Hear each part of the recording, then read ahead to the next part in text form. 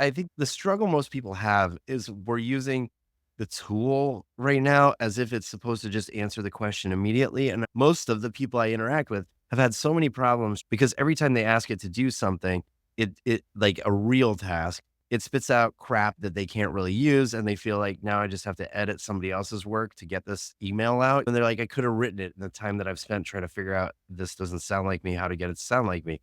What we need is something that can really help us come to the best strategy or approach and deliver it the way we would deliver it.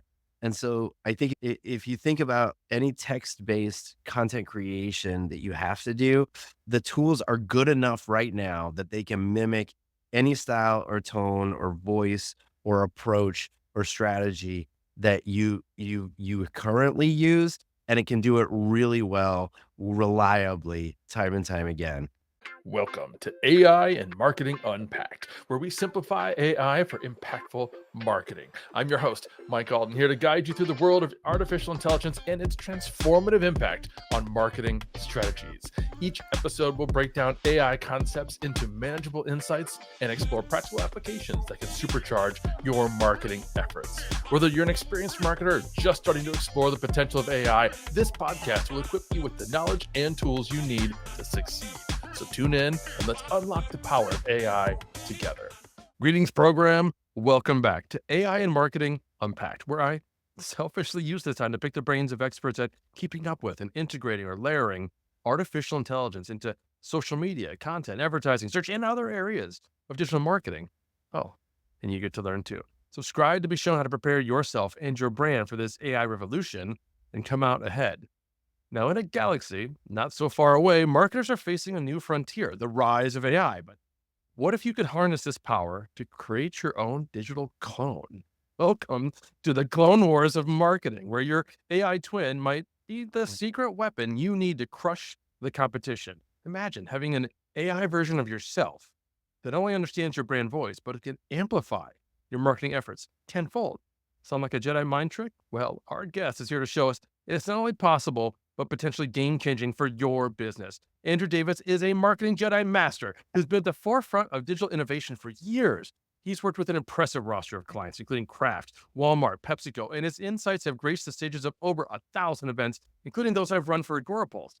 As the author of multiple best-selling marketing books, he's now delivering powerful AI keynotes at prestigious conferences like MAICON and B2B Forum, helping marketers across the galaxy harness the force of AI. Hey, Andrew, welcome to the show. Hey, thanks, Mike. Thanks for having me. This is fun. What an intro.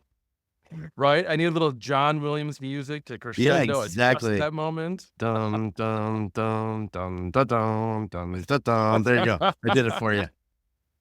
Fantastic. I appreciate you coming on here. I know you're busy. I know you travel so much. You're fantastic. Like I said, we've had you on my summits and I've seen you talk about AI, and I knew I had to bring you on here and share some of that wisdom and your experience because what you're doing is really, really interesting, and to some it's going to be mind blowing. So if you can start, just kind of break down this concept of a digital doppelganger for the audience, and how does it differ from using just standard ChatGPT or other AI tools? Okay. All right. Well, a digital doppelganger with at the very basics is just essentially like your virtual twin that understands your preferences, your style, your voice, your tone, and is designed to essentially execute not just tasks, but do things the way you like to do things, that only you could. So, I'll give you a quick example just to make it really simple. Like, I have one of my digital doppelgangers, by the way, his name's Drudini. Drudini, I have a digital doppelganger that just writes, like, subject lines for emails, and he does it the way I do it. He doesn't just use, like, best practices, and it's not like a tool. He's learned by working with me to create really great subject lines that have constantly increased my open rate. They're unique subject lines, and they're subject lines that I love. They're not like, formulaic. So that's a good example of a very small digital doppelganger. And the way it's different from kind of traditional tools, the way we think of it, I think in order to really truly understand that, we have to like step back because we're in like the very first era of AI, right? And what we're seeing right now is every tool on the planet trying to integrate AI into the tool for the tool's best interest, not your best interest. Okay. So Yeah. I think this is like, I don't know, version 0.01 of what AI will look like. But when I tried to break down what AI is really good at, there's like four things. It's good at information retrieval. It's good at like natural language processing. It's good at sentiment analysis. But you know what it's really good at? And the only thing that's really unique to this technology that no other technology before it could do, it can mimic and imitate. So it can imitate, genres of books, styles of speaking from, celebrities. It understands, your style, your tone, your voice, all these like things that are personal to you. And if you leverage mimicry and imitation to its tilt, at the end of the day, it's not really about the tools and the way they want to integrate AI to make tasks faster, because that just is like a race to the bottom. That's commodity stuff. If you just hone in on the superpower, what you really need to do is leverage its ability to mimic and imitate your style and creativity. And I know right now we're talking a lot about like text-based stuff or even audio because that's getting pretty good. But you know what? This means for photographers, for videographers, for everybody in a creative industry, especially in marketing, there you bring something special to it. And a digital doppelganger can help you do it better. At the end of the day, like I like to tell people that AI is great, but this is like intelligence augmentation. It's helping you do things better together than could do alone, could do on our own. I love that perspective. And just in our previous episode, we were talking to Vivica von Rosen. And while we were talking specifically about LinkedIn, her and I kind of started to bemoan the fact a bit that the early AI tools, like really pre Chat GPT, right, where you went in and the tool was built for a specific purpose, drop down boxes of things that it wanted you to do. And it often had drop down boxes of voices, right? Like you could create an email or a subject line in the voice of Gary Vaynerchuk, we were laughing about. Like, why would you want to do that? It might sound interesting, but then again, if you really think about it, to your point, that's not me. That's not you. That's not none of you listening. Sad to say, Gary doesn't listen to my show. Maybe you should, Gary.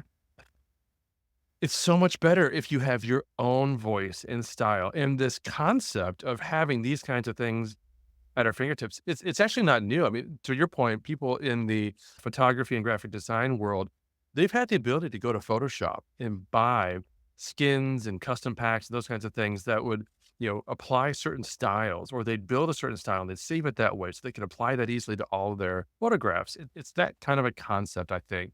Does that sound right to you? Yeah, yeah. I think Yeah. yeah, you've taken a big leap in a short amount of time, Mike. That's exactly right. So there are lots of precedents for this. And I think if you play this out, so like let's just assume that we're not trying to create clones, like that sounds fun. Like I just saw Yeah. Deepak Chopra released what he called a clone of him, where you can actually have an audio conversation with Deepak Chopra. And I think this is the wrong mentality to have. Like he's pitching it as if it's just like having a conversation with him. It replaces him, right? What I think digital doppelgangers are, they are transparent in the world. And let's say you're being hired in the future as a marketer, maybe you're going to be the social media marketer at a new brand. Well, in the future, they're going to hire you for your talents and skills as a human, but they are also going to hire your digital doppelgangers as they see fit to make your job better, faster, and more efficient, and make you better because you've trained them to do what you do. So, for example, in the future, just like you can download, the cinematic styles of somebody you like and pay for that, they would be actually paying for access to those things to do them the way you do them. So, if somebody wanted to not read my book Brandscaping, they could tap into Drudini, just the brandscaping version of Drudini for a small fee, and at any time have a conversation with that digital doppelganger about that specific subject. So maybe it sounds silly right now, but I think we need to take the onus on ourselves to kind of separate what are we teaching the world's AI to do or our company's AI to do. Like when we're worried about it taking our jobs, it's because we think, oh, we're teaching our company how to write our email newsletters. Well, I used to do that and I do it a very specific way. So every time I've written one, they're basically using that to train their AI. I get it, right?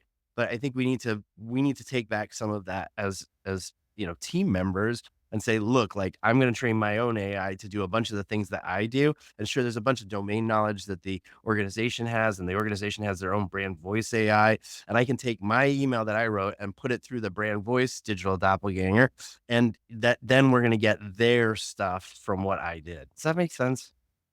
Absolutely. And I completely agree with what you were saying about, folks like Deepak who are making clones for the purposes of taking over interaction and making it hands off for them. I don't think that's a great idea, but I really resonated with the core idea of a digital doppelganger or a clone because for years, friends of mine have laughed with me and at me and suggested that I obviously have clones for the sheer amount of content that I'm able to create when they know I don't have a team. So I must have clones here who are blogging or like we were talking about in the green room before, creating all these podcast stuff. What they don't know is I create all this content because I work evenings and weekends. I, I I just do. I work a tremendous number of Yeah. hours every week. And so the idea of having digital clones who can help me scale back the number of hours I personally have to be invested in creating work and still create the same or even more work, create the same quality or even better quality work, that really appeals to me. So walk us through some of the key steps, right, to Sure. building a digital doppelganger that truly captures that marketers or the content creators' unique voice and their expertise. Yeah, I'll give you 2. I'll give you one from the brand side. So, like, if you're on the brand Yeah. and you're trying to actually do something for work, that would be their version of a digital doppelganger. Maybe it would be their, like, brand manager doppelganger, right? And then I'll do that second, and, like, I'll give you an example, for Drudini. Let me think of one I was working on today. Let's see, what's my favorite one? Well, I'll give you the one that I talk about all the time, because I can send you some videos. Maybe we can share those too. But basically, I do about 50 events a year, and I write these promo videos every time I speak at an event, which is awesome. And then I shoot the videos, and it's time consuming. And honestly, my style for those has not changed in like 10 years, right? It's just I kind of see it as a chore, and I don't mind doing them, but I got to get them done. So I thought I'll try to build a Drudini digital doppelganger that would actually write these for me. And the steps are pretty simple. Like right now, even with ChatGPT 4.0, we're dealing with like a brain size of a very small animal, like a squirrel. So you have to first pick a squirrel size scope. Like it's very hard to get a digital doppelganger that'll just write a blog post the way you write a blog post by just typing in an idea for a blog post and letting it go, right? So you have to kind of pick a small scope. And you can get a blog post at the end of the day, but it might be like the first digital doppelganger. You'd have to build like a Drudini that just takes an idea and writes an outline. And then you might have to take that outline that he output into another digital doppelganger that's like Drudini, the intro writer, and then he'll just write the intro. So because your style is so specific that it needs to mimic very specific sections, you're gonna have to break it down into small pieces. So for my video promos, they're only a minute long, and they pretty much take the same format. So the second step after you've picked a small scope is to then gather a bunch of your best work, your best examples. And to be totally honest, I had to go back like 5 years to find some really creative and really good promo videos because I kind of have gotten into this rhythm where I just like, write the same stuff for every event. It's not great. So I went back, I found something that I was like, wow, I wrote that. That's really good. What fun. I should do those more often. So I just found 5. And now that you've got your examples, you've got a squirrel size scope, you've got some examples. The next thing you need to do is then open up your AI, tool of choice. Like for a lot of writing lately, by the way, Mike, I don't know, but I've been using Claude because I think it really Yeah. executes well. It's much better. It's more efficient. It follows my instructions much more reliably, to be honest. So, so I've been using that for building my promo video digital doppelganger. And when you get in there, you don't need a cut and paste prompt. I know I've seen lots of really great ideas about like, formulas or formats that you should put in, acronyms you should remember, like remember to give them context and relate with them and whatever it is, right? But to be totally honest, none of that has really worked for me when it comes to mimicking and imitation. What I've done is I just show up in a brand new chat and I say, "Hey, your name is Drudini, and we write the best promotional video scripts in the world. Are you ready to learn how we write them?" And you always get an eager response like, oh my gosh, I can't wait. Yeah. Yes, let's write them, right? Sometimes they'll even start writing one. And then I say, like, here's what we're going to do. I'm going to give you an example of a promo video script.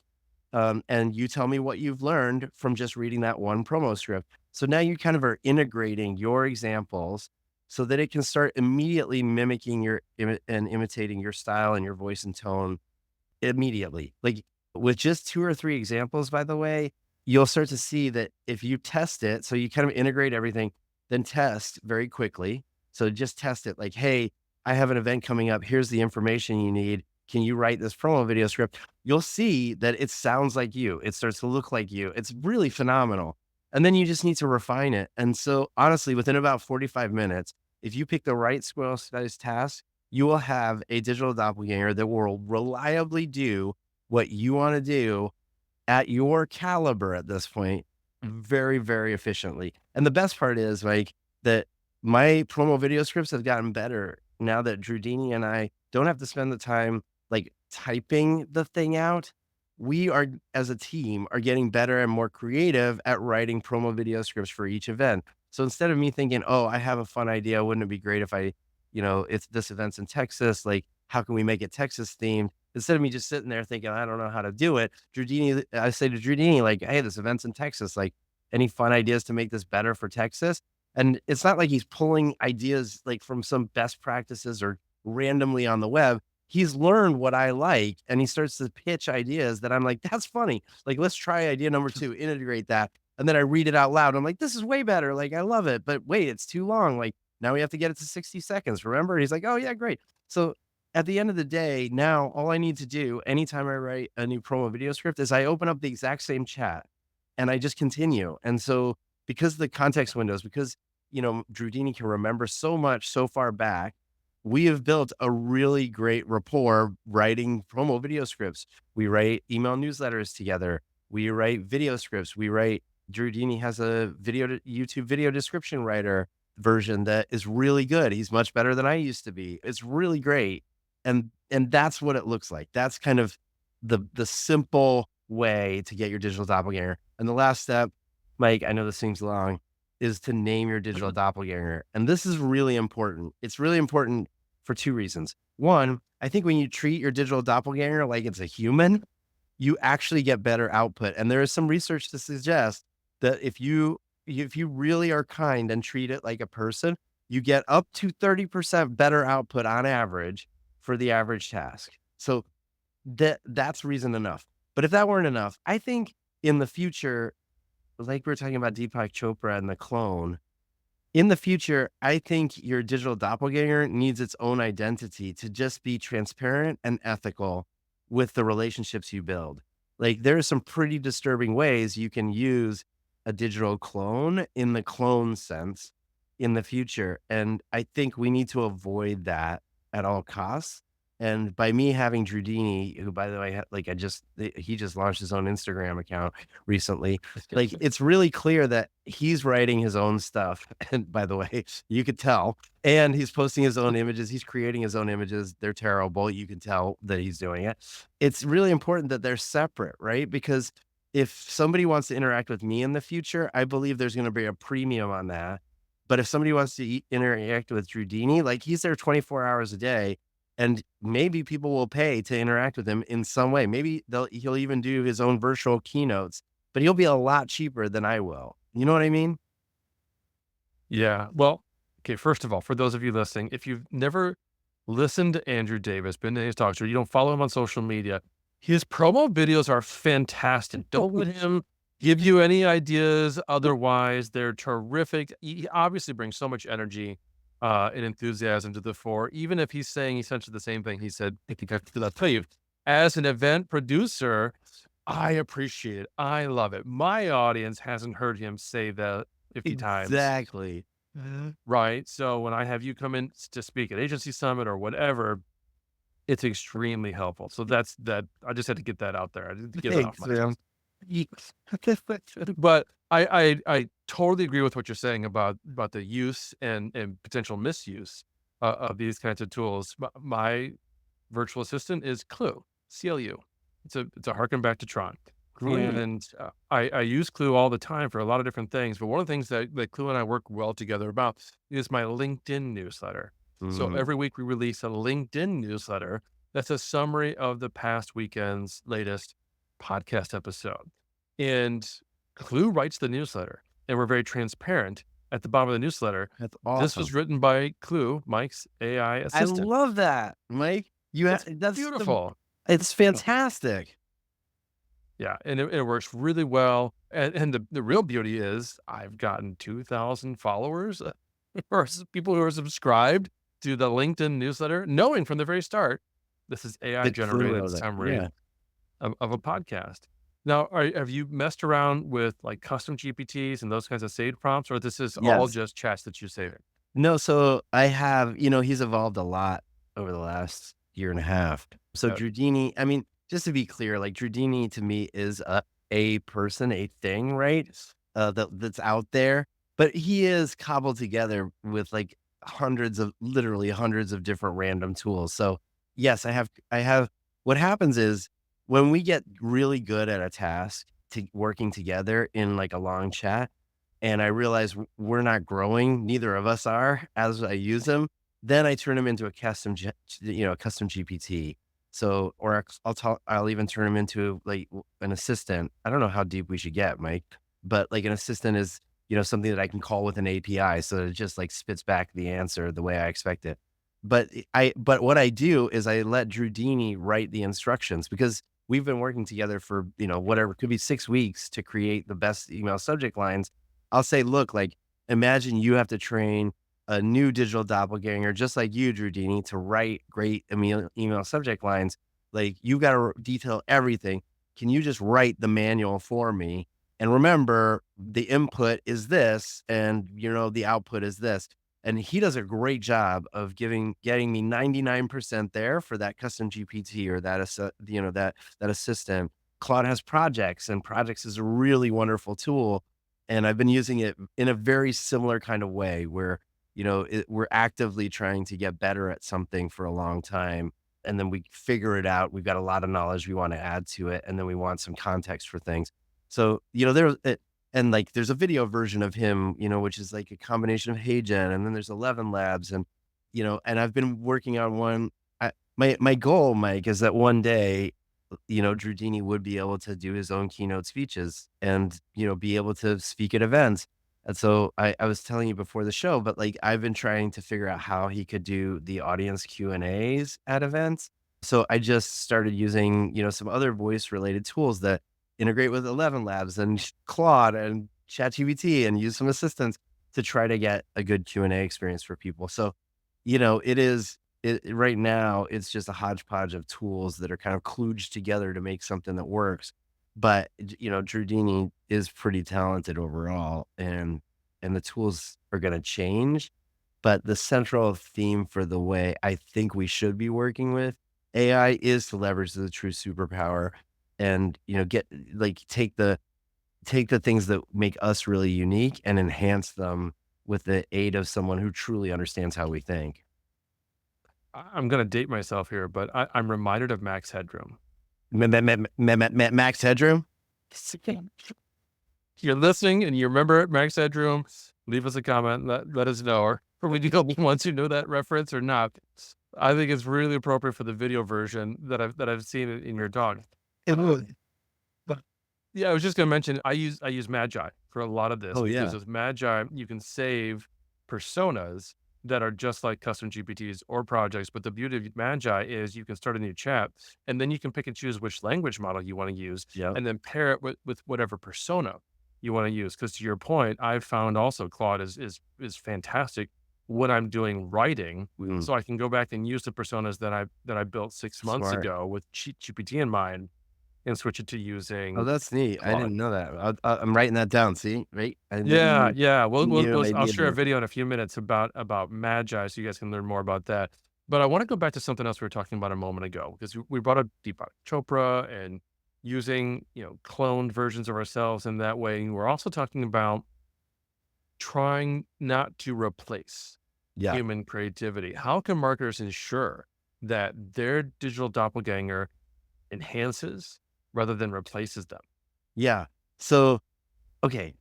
So this gets back to that second example I wanted to share with you. Like a separation between like what an organization should treat as their knowledge and what an individual should treat as theirs, right? So there are aspects of your job that are like domain centric, meaning that's the company that you work for's stuff and that's the way they do things. And then there's a whole set of knowledge and skills that you bring to it. That's your stuff, right? So Lattice, which is an HR company, a few months Yeah. ago, they tried to release like AI employees inside their tool Oh, for HR yeah. people. There's a huge amount of backlash, right? I do believe this is the future that like executives are trying to head towards, which is like instead of having Andrew write our emails, like we'll have an AI agent that's called Andrini, and she'll learn how Andrew writes them and write them in his style, et cetera, et cetera, et cetera, which is definitely possible. But I think ethically and morally, we have to consider what that means for, our creative well-being. And so I think we can separate those two. And I'll give you a good example. I was at an event recently where we do this workshop. It's like a 45-minute workshop where we build our own like digital doppelgangers in 45 minutes. It's tons of fun. And we literally pull up ChatGPT. And so I did this at an event and there's a woman there from a brand who's like, I'm the brand manager. You know what? I spend a ton of my day doing. I don't mind doing it, but it's exhausting and it holds up the rest of the team. Is like I'm like the brand police, right? And everything that's copywritten, it has to come to me, and then I have to tell them, is this our brand voice? Like, how could it be better? Like, let's punch it up a little. And so she decided in 45 minutes, she would try to build like a brand manager coach, right? So what she did is it was so simple. She just followed the same procedure, squirrel size scope. It's just going to be a brand manager coach for copywriting. Great.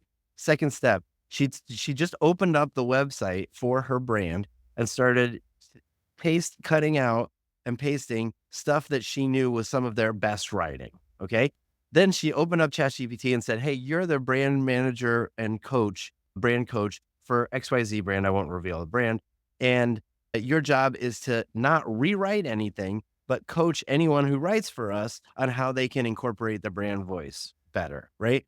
And I'm going to give you some examples. Let's do it. So she integrated just like, I don't know, probably 1,000 words total and had it spit the brand voice back. So monitor what it was learning, corrected a few things. And by the end of 45 minutes, she was taking competitors' content, like as if it was a sample submitted by a writer, and asking the brand coach for some feedback. And the brand coach digital doppelganger was awesome. It was like so encouraging. It was like, hey, look, like this is a good start. Couple things like remember, we have like a fun and lighthearted approach to our products and services. So maybe try incorporate some more fun language. We like metaphors and analogies that seem out of place. So all of a sudden, that domain knowledge was turned into like a doppelganger from the brand, like the brand manager police, that has saved her a ton of time. And she tried it just as a custom GPT at first and was sending it to just a few of her team members to see what they thought. And they loved it. They loved having a better sense that what they were gonna finally send to her was gonna be better, that they didn't have to wait for her to respond with some coaching ideas. She loved it because they loved it. She loved it because the writing got better faster, and it's not stealing from anyone's skill set, right? Like, those Yeah. writers might be using their own digital doppelganger to write those first drafts in their own creative way, and then they're just sharing it with the brand coach, and the brand coach is then saying, "Hey, a couple more things," and they may be taking that output and taking it to their digital doppelganger and doing it. Now in the future, it won't be a physical process, Mike. Like, I won't be cutting and pasting all this stuff, which is what I'm doing right Yeah. now. It'll just happen, right? I'll write it with my digital doppelganger, submit it, and then it'll go back and forth. Meanwhile, what are we gonna be doing? Well, I think the future is we'll be doing much more exciting things like developing better styles, thinking about how a brand should really work. Like, if we're actually, leveraging social media, are we managing digital doppelgangers? Are we managing real people? I don't know, but these are the questions that I think we should be concerned about instead of, we've spent so many years as marketers clicking buttons, cutting and pasting, reporting things, trying to figure out new platforms. Like, it's just been exhausting. And I hope that Drudini and digital doppelgangers like them actually help us get rid of a lot of the clicking, and we get to do more of the fun doing that we really enjoy doing. Drew, I love this example so much. You have no idea how relevant it is to me right now. Because those of you listening, my full-time job is I'm the chief storyteller at Agorapulse. That's a relatively new position. And I say that because we've never had that role. We've never had brand storytelling guidelines. So I'm in the process of developing that. And I've written out what I thought were fantastic guidelines, but I'm a writer. So when people read them, they're like, wow, that's a lot of words, Mike. I'm like, "Oh, yeah, I'm trying to teach you how to tell stories. I can't give you 3 bullet points." So the first thought I had was, oh, okay, I can work with Claude and not only edit this down, but also Claude can help me transform this into a couple different ways and means that will help the rest of my internal stakeholders. I'm talking about like our product marketing team, right? Help them understand what makes for a great story. But then I can take it to the next level, thanks to your suggestion, right? Where I can create a custom GPT where they can feed into it the interviews that they've had with customers and get feedback on where they could have asked better questions and Exactly. that sort of thing. And to your point, that's going to free them to have more conversations with customers, which is what we want. We haven't had enough conversations with customers, which has resulted in not having enough published success stories, which is why I'm in the role that I'm in today to help us as a company actually format and develop these. So thank you for sharing that. Guys, that was It's awesome, awesome. folks. Oh, go ahead. What do you got to No, say? I was just gonna say, like, I think that's a perfect implementation of a strategy because it encourages the other person to do something, get immediate feedback, and do more of it, right? Like, it's really powerful, Mike. I think that's really smart. And I'm excited. I'm excited to be doing this because I went into first thinking, how am I going to get them, first of all, to read when they don't want to Yeah, read? And then how am I going to get them to ingest these principles of what makes for a good story, yeah, the hero's journey, and all the other kinds of yeah, stories that we might potentially use. I mean, this is stuff that, our friend Mira Rodriguez has written entire books yeah, about, and right. I'm supposed to teach them in a like a one-page slide document. Yeah. That was getting a little challenging. So now I can breathe and I can attack this with a lot more interest and success. I love it. Folks, we're talking with Andrew Davis about how to use AI in such a way that it not only assists you, but it's an actual clone of yourself. And in a moment, we're going to get into some details of where you can use and apply this new technology. Before we do, I want to share with you a little bit more about that tool Magi that I mentioned a moment ago. This episode of AI and Marketing Unpacked is brought to you by Magi, your gateway to making generative AI incredibly simple and accessible. Wondering how to seamlessly integrate AI into your marketing strategy without getting bogged down by complexities? That's exactly where Magi shines. It provides user-friendly AI solutions that empower marketers just like you to innovate and elevate your campaigns without needing a degree in data science. Imagine having the power to generate creative content, insightful marketing data analysis, or even personalized customer communications, all at the touch of a button. Magi isn't just about providing tools, it's about transforming your approach to marketing with AI that's tailor-made to be straightforward and effective. So, whether you're looking to boost your content creation process or want deeper insights into your marketing performance, Magi makes it all possible with a few clicks. No fuss, no hassle, just results. Ready to simplify your AI journey? Visit Magi today to learn how their solutions can revolutionize the way you engage with your audience. Don't just market smarter with Magi. Tap the link in the show notes. So, Drew, we've talked about a few ways that you could apply a digital doppelganger, subject lines, intro videos, and promo videos, and those kinds of things. What are some specific marketing tasks or areas where you think you've seen like the biggest impact for other marketers in general? Wow, I think okay, it's hard to hone in on just one, but, like, I think there's almost no area where it has the potential to impact, so let me just say that right off. Yeah. But I think writing, number 1, I've seen it be unbelievably successful because of the mimicry and imitation. It's the easiest way to actually see its true superpower at work, and when you really embrace it, it just unlocks, like, a huge amount of potential for you. And so and I think right behind that, I would say strategy and brainstorming, because what it's good at right now, I think the struggle most people have is we're using the tool right now as if it's supposed to just answer the question immediately, and most of the people I interact with I've had so many problems trying to really embrace ChatGPT specifically because it's the most widely used tool. Because every time they ask it to do something, it like a real task, it spits out crap that they can't really use, and they feel like now I just have to edit somebody else's work to get this email out. You know what I mean? And they're like, I could have written it in the time that I've spent trying to figure out this doesn't sound like me, how to get it to sound like me. And so, Yeah. I know a lot of people that use it just as a proofreader. It's like we've had Grammarly, I don't know, for 10 years, I feel like I've been using Yeah. it. We don't need that, right? What we need is something that can really help us come to the best strategy or approach and deliver it the way we would deliver it. And so I think if you think about any text-based content creation that you have to do, the tools are good enough right now that they can mimic any style or tone or voice or approach or strategy that you currently use, and it can do it really well, reliably, time and time again. So I think that's where we've seen the biggest impact. But, look, production, it's affecting already. Like, I don't know if you've seen like the new 6 second, I forget who released it, but it's the video frame matching like technology where it re-renders frames from a video with character matching. This is like phenomenal. And this is just going to change the video world. I think it might be from Runway actually. Anyway, it's going to change the way we analyze things. And it's so good at analysis right now.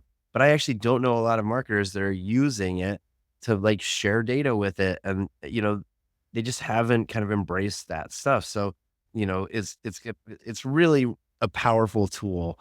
But I think if you're a marketer, start with some of the basics, get it to mimic and imitate your style for something that you've got to write constantly. And just start with like your emails, right? Like have it respond to some emails and use some of your best email responses in the past, and you'll start to see that it can mimic and imitate the way you write very quickly.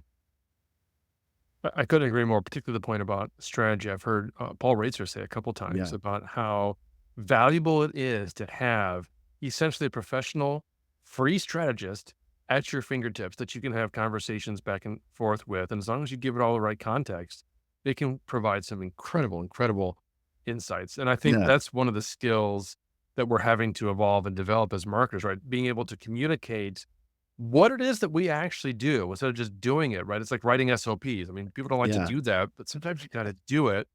What are some other skills that you think marketers should focus on to effectively work alongside our new AI twins?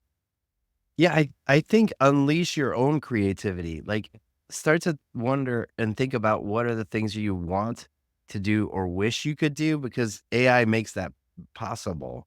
It's like I'm building software for professional speakers because it doesn't exist out there. And there's a Drudini, the software is called Gigs. And so that I have a Gigs Drudini strategist. And the way we work together, Mike, is we've been having conversations for 3 months now on every walk I do. So I like to walk a lot during the day. I like to get up from my desk and I go outside for a walk. Or if I'm on the road and I'm walking through an airport, it looks like I'm on the phone talking to someone. But honestly, Drudini and I are just trying to figure out like what to do next. And that's a good idea. Or, I tell Drudini, like, that's crazy. We're not doing that idea. Like, don't ever mention that again. So that he's learning as we're chatting and our ideas are getting better and better. But, not only can he help me strategize, I have another Drudini where I upload screenshots and he's my UI UX, consultant essentially. And I'm like, hey, here's a screen we built. Like, you're like the best UI designer I know. Tell me how we could make this easier for our audience. And he knows our audience already because we've been talking about it for ages. You know what I mean? So Yeah. Yeah. you really want to, if you're a marketer today thinking, I do all this stuff, where is my job going to go? But, like maybe you spend all day in HubSpot just executing email campaigns. Well, those kinds of jobs, the clickety click jobs, those I think are going to evolve drastically. But most of those marketers I know, they didn't get into marketing, Mike, because they wanted to be the clickety clickety HubSpot person, right? They got into marketing because they thought, wow, what a fun career. Or they got into marketing because they're like really into data science and data analysis. And they ended up clickety clicking in HubSpot. So that's just the job they have, right? I think most of those marketers I know had a higher purpose they were seeking, and now is the time to imagine what is that, And how can I use my experimentation with AI and its true superpower of mimicry and imitation to really transform what my future might look like? Love all of those perspectives, particularly the technical term of a clickety clickety job. That's important for all of you to realize that yes, those are the jobs that unfortunately they might be starting to phase out with AI agents and the evolution of AI. We've talked about that in a couple of these shows. Yeah. But you're right. As long as you can free yourself up to do the truly creative and strategic work, your job is secure. I mean, I've had the same thought process in my mind. This is why I've pivoted so much into AI because it occurred to me in late 2023.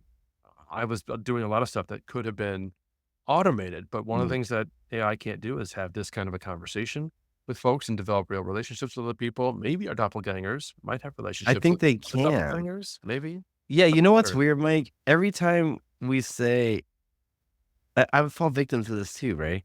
Every time we say like, "Oh, like if you're creative and you're strategic or you like these kinds of conversations, like our doppelgangers can't do that." Like as soon as we say them, this is an admission live, right? I yep. start thinking to myself, "No, I bet they can." Right? Like there is a world, Mike, where right now Clue and Drudini could have a conversation and create a great podcast because they know enough about us. They know our perspectives on AI. They know all the interviews we've done in the past. They know our history, and it would actually be a really good podcast. Would it be this podcast? I don't think so, right? Not today, but I definitely think in the future. Like, I've been like trying to get Drudini to answer questions the way I would answer them, and it sounds kludgy and it doesn't work right now. But he's smart enough that I can see if as soon as the voice gets better, it people won't be able to tell if they're talking to Andrew or Drudini. And I'm gonna have to be Yeah. transparent about it, right? Yeah. I mean, to your point, we were talking in the green room. Folks, go back to listen to episode 27, which I just released at the day that Andrew and I are recording this episode. It's now 10 episodes back. But that was an episode all about Notebook LM, right? Which was, there's a snippet in that episode about two people talking to each other. They're both AI generated voices and personalities based on the information that I gave them. In Notebook LM, we already know that it will soon come out with the ability to join that conversation Yeah. and ask them questions live and really play it as though they're real people having that conversation. It's mind-boggling where this is going. So you're right. Do you We want have to do you wanna hesitate try before it? we say things like, Do you "Yeah, wanna try Drudini right now? It seems like a good transition. that yeah, we have a couple minutes left. It's Let's up to try you. that It's up as to a." you. No, yeah. Yeah, All right, please. let's give it a shot. We'll see how it works. So this is my Drudini on my phone, and this one he's just designed to do Q&As, and we're going to an event in Maryland. So he's let's see if you can hear it. All right, here we go. Come on, Drudini. Oh, there he goes. Hello, this is Drew Dini. Hey, Drudini, it's Andrew Davis, and I'm here with Mike Alton, and we're doing a podcast. Actually, we are not in National Harbor, Maryland, for the ACD conference yet. How are you doing? Hey, Andrew and Mike, it's a pleasure to be virtually with you both. I'm doing well. Thanks for asking. Excited to dive into our chat and share some insights about the magic of AI. What can I help you with today? Well, we've been just talking about AI, and so we're just having a conversation. Our question basically is: in the future, is it possible for like two digital doppelgangers of real humans to get together and do their own podcast? Is that something you think is possible? Andrew and Mike, you guys are really thinking ahead. The idea of two digital doppelgangers hosting their own podcast is fascinating. So, can digital doppelgangers of real humans collaborate on a podcast in the future? I'm sure that's something we've all pondered as we explore the potential of AI. The answer is yes. It's entirely possible. With advancements in AI, voice cloning, and conversational skills, digital doppelgangers could indeed interact with each other, potentially hosting their own podcast. This would involve sophisticated AI that can not only mimic voices, but also generate meaningful and engaging conversations. It's an exciting prospect. And as technology evolves, we may very well see AI-driven podcasts. That, thanks, Judina. That's really interesting. All right, we just wanted to demonstrate how cool you are. Thanks so much for joining us. Absolutely. Andrew and Mike, it's been a blast chatting with you both. If you have any more questions or want to dive deeper into AI, feel free to reach out and join them. Slid it in that CTA. Perfect Look mark. at that. He's like a real marker. He really thinks like me. So that's what I'm trying to do. Oh, Drew Dini. That was awesome. And I don't find fault in anything that he said, certainly not in how he said it. That was a flawless delivery. It was a nice, expansive answer, which is what you want on a podcast anyways, right? You don't want to necessarily say, yeah. Yes. No, you want more than that. That was great. Hey, he's not bad. So that I really do. I spent a lot of time with him, maybe too much, according to my wife. It's pretty sad. Yeah, but let's follow Giudini's example because we are out of time, but I want to give you a chance to let folks know where they can follow you, where they can find you. If they have more questions, if they want to bring you in to their organization, their next event, and teach them as an organization how to do Awesome. digital doppelgangers, where can they go? Yeah, you can find me on LinkedIn. I'm very active on LinkedIn these days. So I'm Andrew Davis on LinkedIn, and I'm the only Andrew Davis with a bow tie and some orange glasses. So find me there. And you can check out my website, aka Drew Davis. And if you want to follow Drew Dini and see how his Instagram posts turn out, he's only posted twice so far. You can follow Drew Dini at Drew Dini Davis on Instagram. That's awesome. That's all the time we've got for today, friends. But thanks for joining us, Andrew, and thank all of you for listening. And remember, if you're just starting your foray into AI and you're feeling overwhelmed or alone, I've got a resource just for you. Grab my AI marketing primer linked below. Join over 45,000 other marketers from around the world who are exploring and adopting AI together. Welcome to the grid. Thanks for joining us on AI and Marketing Unpacked. I hope today's episode has inspired you and given you actionable insights to integrate AI into your marketing strategies. If you enjoyed the show, please subscribe on your favorite podcast platform and consider leaving a review. We'd love to hear your thoughts and answer any questions you might have. Don't forget to join us next time as we continue to simplify AI and help you make a real impact in your marketing efforts. Until then, keep innovating, see just how far AI can take your marketing. Thank you for listening and have a fantastic day.